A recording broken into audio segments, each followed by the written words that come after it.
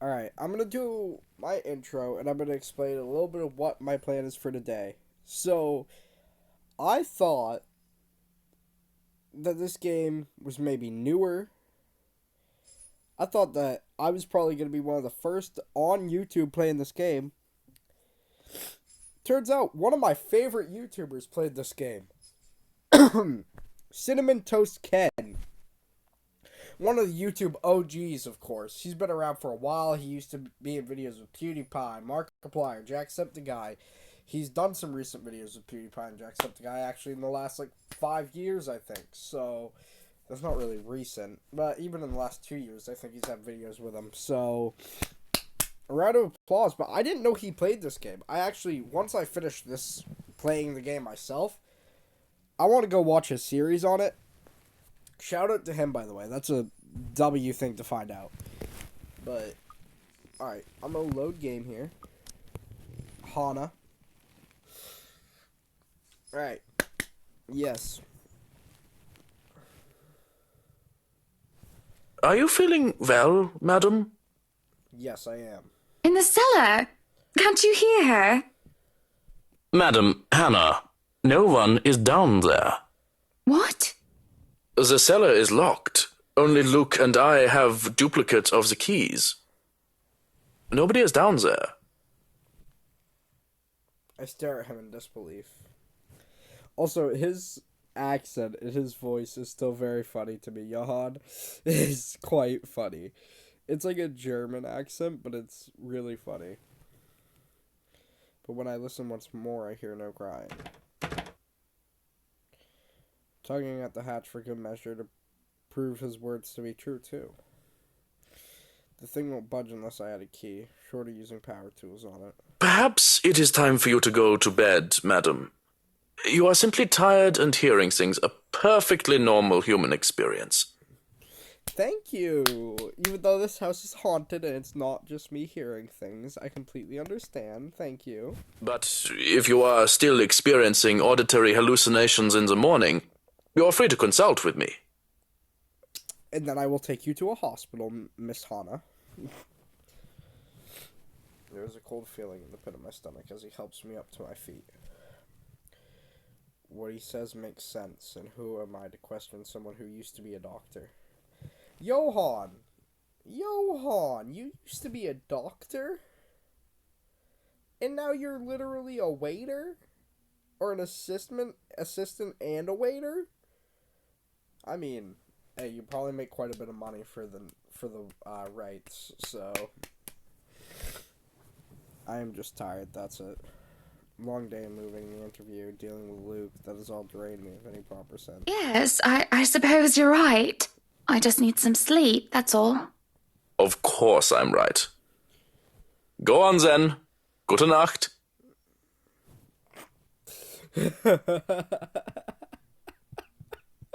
Good night, Johans. Good night, house. Good night, house, because you definitely are alive and haunted. It's just fatigue. That's what I keep telling myself, although I can't ignore the strange feeling in my gut. Please tell me you're at least sleeping in the bed with Luke. Either there's something wrong with this house or there's something wrong with my head. Sleep will be elusive tonight. October 28th, Friday. Luke is already gone by the time I rise. There isn't a single hide nor hair of him to be found. I'm trying to call him on his mobile is a bust, as it only goes straight to his voicemail. Yeah, you're gonna see that quite a bit with this house.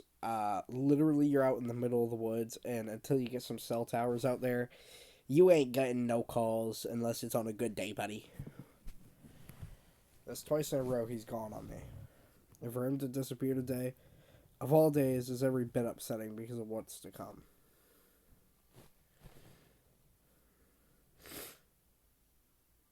The morning is once again filled with a whirlwind of activity. Fortunately, I am much more refreshed as I took a break from my responsibilities. I haven't the faintest clue where Luke was yesterday. Today is going to be a busy day, although. Unlike Wednesday, the master of the house isn't here right now, absent once again from his duties. Hopefully he'll be back in time for the party. This is our house, after all. A grand housewarming party for the wonderful Wright Mansion. Every person of importance from Luxport is invited, and there will be a few guests flying in as well. Will Zachary be there? I feel like he's importance. Will he be there? He's quite important. He is importance. You need to invite Zach. He's literally a filmmaker, a perfect filmmaker. Of course, there will be some people from the media, along with friends and acquaintances, who are made no less important, regardless of their status in society. And Zachary is also a person from the media. Marianne and I discussed business and last-minute touches to the house before finalizing everything. Not that there is much change from our original plans. Bar any huge additions to the property itself, the mansion is nearly 100% complete. You have certainly exceeded expectations, Marianne. Everything looks so marvelous, and in such a short time, too.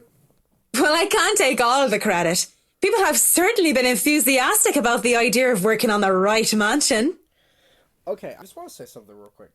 Marianne never saw the note. At least not in Isabella's story. Because in Isabella's story, Rose, Luke, and Hannah read the note. The letter. And then her friend saw it. But Marianne, I don't think she ever actually saw it. But that might just be in my head.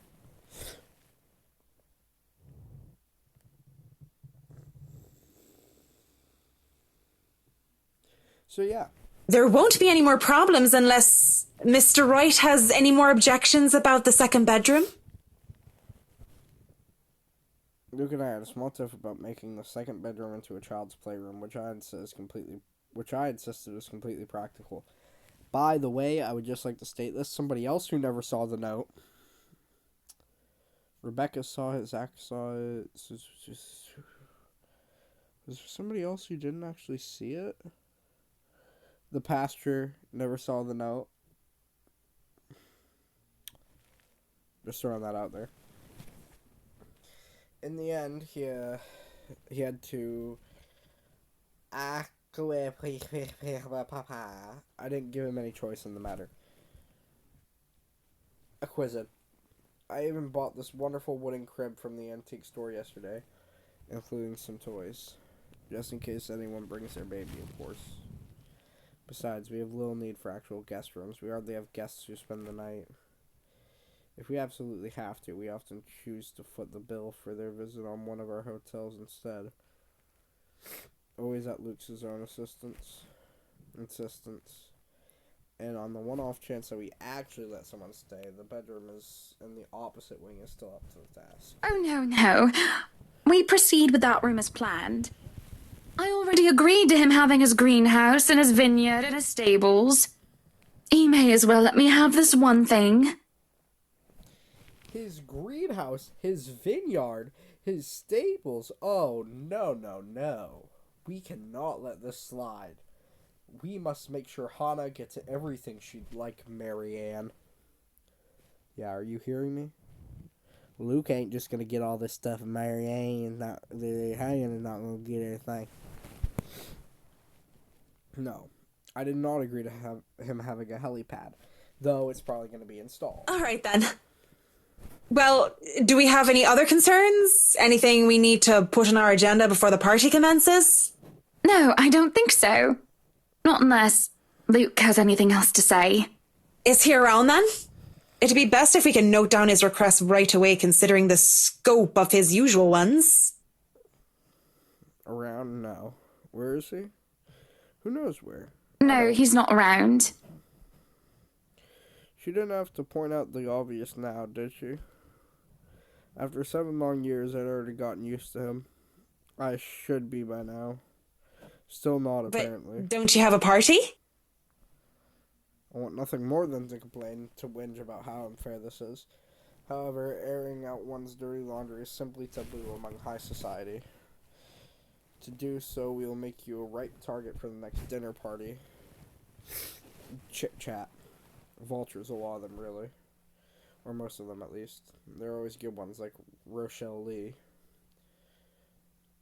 But put your trust in the wrong one, and you find yourself eagerly picked apart. Yes. But Luke's just being a sweetie, you see.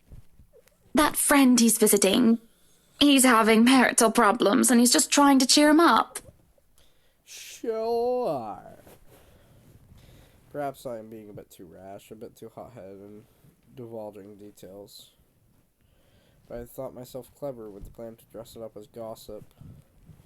Marianne's raised brow makes me unsure whether she is interested or not. Although that does not make things better. She has no interest and therefore has no hidden intent to utilize whatever I might say to her. They've been married for a long time, and they've hit how do they say it? A rough patch. His wife has a drinking problem and can be very neglectful. The poor thing really does his best to be a good husband. But it's never enough for her. Sometimes I think it's the years. Maybe it's been so long that they've lost that romantic spark. Clap. What do you think?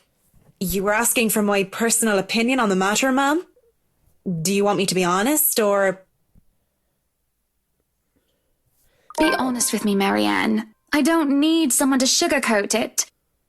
I'm not some fragile thing that I'm just going to break down at the slightest thing. She hesitates, taking a sip of her coffee while I stare into my own cup of tea. The silence stretches on. I almost believe that she will never answer my question. I suppose I shouldn't blame her putting her in a tight spot like this. Her hesitation is unexplainable, though I loathe to admit it. She simply wants this whole thing to stay professional. But then If I'm going to be completely honest, I need to ask. This is about you, Mr. Wright, isn't it? It's my turn to hesitate now. I really didn't expect such a straightforward question. Yeah, I knew right off the bat when she asked the thing about 7 years and all the thing and like all that. Yeah. Instead of it actually being the wife who has a drinking problem and all that, it's actually Mr. Wright, and yeah. And to get to the heart of the matter, I suppose I'm not as clever as I'd like to think. Is it really that bad that an outsider can see our little marital troubles? Surely we aren't that obvious, are we? We put up the act of a perfect couple for years, although it hadn't always been an act. Marianne is just more keen than the average person, of course. It is a necessity of her career, and she's been working so closely with us. Yes. Suppose it is. What would you tell me? Then, I tell you it's none of my business. I tell you that I don't want to meddle. But, if the troubled husband with the neglectful wife asked me for my honest opinion, I'd say that he shouldn't base his happiness and his self-worth on someone else. Someone who won't even give him the time of the day. Maybe he should try being independent for a while. See what it's like when he isn't trying to please someone else and doing things for himself. Everyone's supposed to be their own man or woman, right? A bit of breathing room never hurt anyone. That's just my 2 pence worth, of course. So you're saying they should divorce? Nothing as drastic as that. If they're afraid that it might lead to just that, then maybe that is what's meant to happen in the first place. We shouldn't let our fear control our lives. But it's just a short hiatus is all. Or, couples therapy? Look, I'm really not the best person to ask about relationships. So grain of salt and all that. She trails off, having said her piece, and leaves nothing but the smell of coffee and Earl Grey between us. There is a calm despite the nature of what has just been discussed. To say that her words make me start to think is an understatement. To say that I'm not considering her advice is a lie. And to say that this might just be the calm before the storm is a possibility. Others have had shorter marriages, yes, but plenty have celebrated long and happy ones as well. My own parents celebrated their choral anniversary before they passed away. But 7 years? 7 years isn't a whole lot in the grand scheme of things. Isn't a whole lot of time to see what and where our relationship can bring us. But at the same time, 7 years, well, it hasn't been entirely made up of unhappy years, has it? It won't last forever. It's not supposed to anyway. I just dread the thought that it might be the last for a very long time. That might last for a very long time.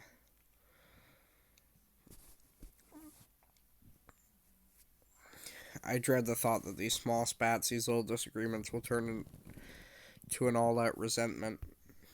The idea that we will grow to hate each other with every fiber of our being scares me. I can't even pinpoint the exact moment when our blissful union turns sour.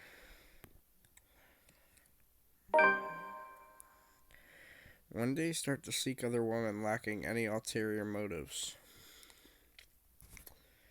When did we start to cooperate only to suit our materialistic greed and attention-seeking ways?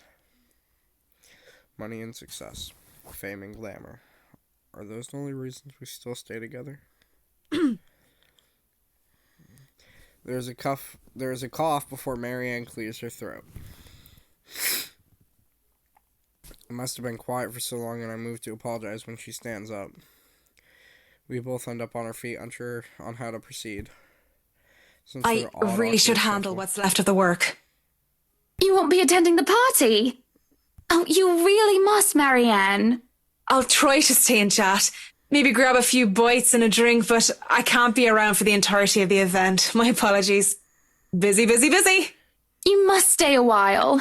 I'd love for you to meet some of my friends, and they're ever so excited to meet you. You need to say hello to the Lees, at least. If it wasn't for them, I'd never even heard of you. We'll see. So, if I can be excused? Certainly. You'll have to excuse me as well. I must attend to the party before any early birds arrive. Because, believe me, they will throw a fuss if things aren't ready, even when they're not supposed to be here until an hour later.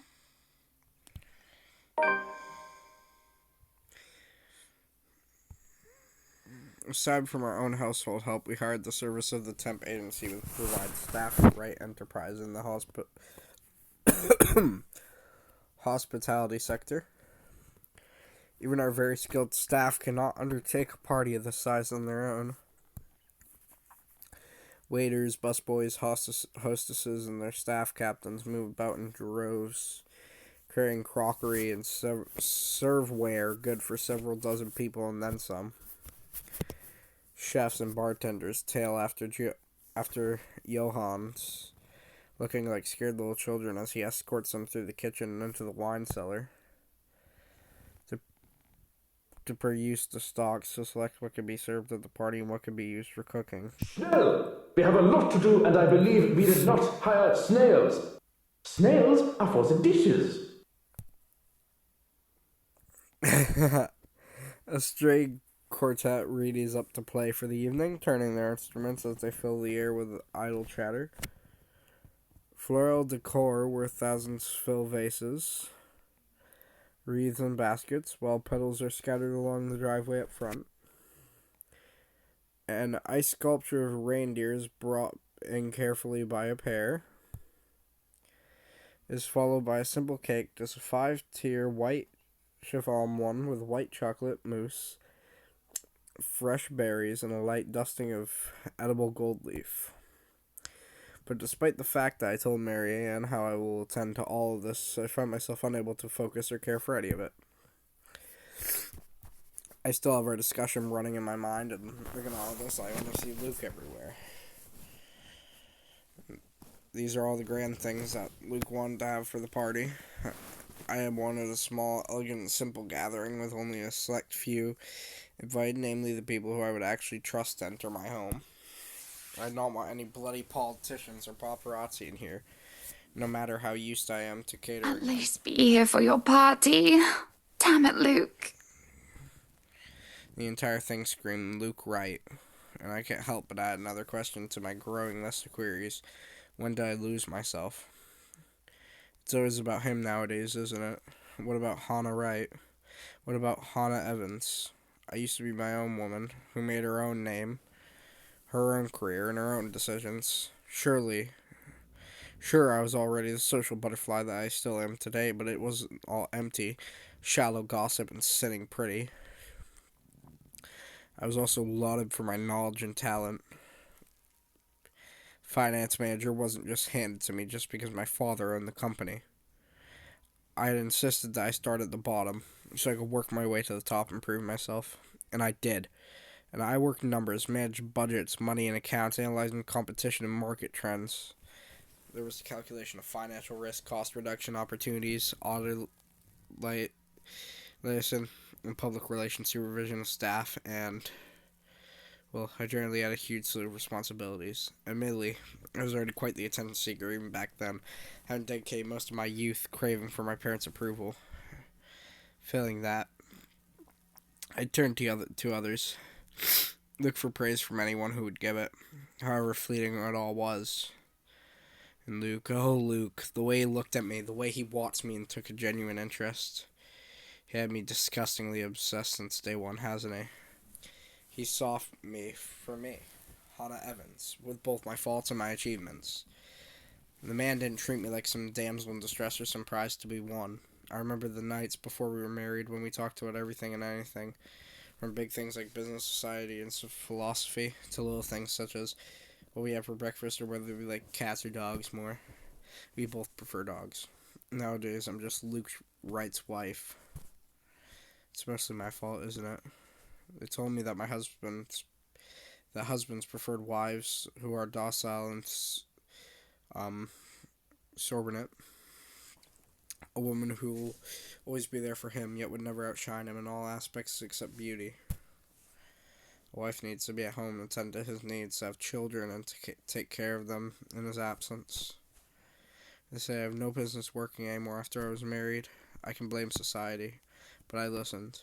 Before I can fall further into the introspective pit of self-loathing, someone calls for my attention. The guests have arrived, madam. Johans! Thank you. Yes, the guests have arrived. Thank you, Johans. I love you, Johans. You're my favorite worker. My favorite, you're supposed to mainly work under Luke Wright, my husband, but you've been more on my side for many years, so thank you. And Luke? Running a bit late, I'm afraid. Man, is he gonna show up? Late for his own party. That man, I swear. He's probably looking to make a dramatic entrance, knowing him. Open the doors, then. We mustn't tarry. Cars line up the driveway, peppering the front of the mansion with vehicles of every kind. Grand tours, supercars, even the old high-end muscle car, or two convertibles, grand saloons, and other luxury cars can be seen being parked by valets. Little cabs drive off, possibly for those who thought it's too troublesome to bring their own cars. There are at least two different medium vans as well. They're all here for what may be considered the biggest event of the year for Luxborn so far. Who knows what we'll plan for the winter? Welcome everyone. Please, make yourselves at home. Some of the guests idle enjoying the warm, if not strange sunshine we're experiencing before gloomy sighs inevitably return. They greet acquaintances and friends with warm smiles and others less so. From where I stand, I can see the hierarchy of power and the ties that bind these individuals here, whether through convenience or necessity. However, there are also few who are not here to further cement their current place in high society. So is that young man Ash? What's good, Ashhole? What's good, Ashhole? Ashhole, what's good? I think that's where I'm gonna. Man with his oriental air. Oriental air. Ignorant of the looks he receives from women and men alike. Well, hi, Ashhole. What's good, little bro? You're a good one. You got money. I mean, you're a big time detective. But that's where I'm gonna save. So we're just now meeting Ashhole. Okay, ain't that right? So when we played as Isabella, this was our relation with Ashhole, let's say, with Luke. Luke, dang, bro. I have a better relationship with Marianne than I do with Luke. Damn. Alright, let's quit. Anyways, I'm gonna see you all next time, bro. Love seeing Ashton, Ashhole. I'll see you all next time.